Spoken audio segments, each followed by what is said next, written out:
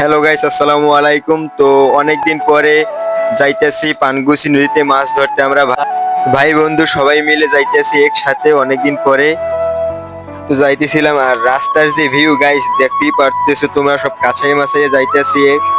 আর যে মানে এই দুইজনের সবসময় চুলকানি রোগ লেগেই থাকে, মাছ ধরতে এসেও শান্তি নাই কোনো। তো দেখতে দেখতে চলে আসলাম নদীর কাছে। আর নদীর যে আকাশটা, এই আকাশটার যে ভিউ অস্থির। তো আমার ডিভাইসটা লো ডিভাইস, তার জন্য ভালো দেখাচ্ছে না।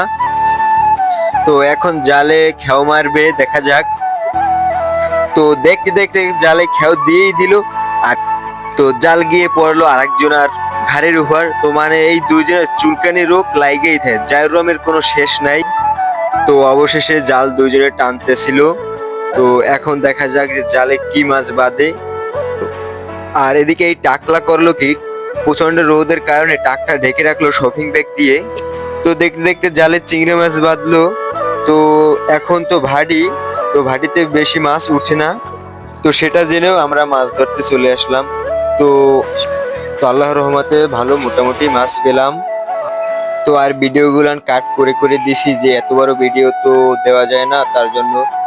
এবার ভালোই চিংড়ি মাছ পেলাম। তো সাইজ অনেক ছোট আছে, বড় আছে।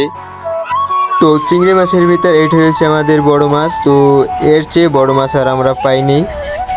তো বেশিক্ষণ মাছ ধরলাম না, আজকে শুক্রবার, তো শুক্রবারে নামাজ পড়তে যেতে হবে, তাই তাড়াতাড়ি করে বাড়ির দিকে রওনা দিলাম।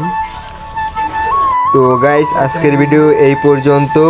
তো সবাই আশা করি ভালো থাকবেন, সুস্থ থাকবেন।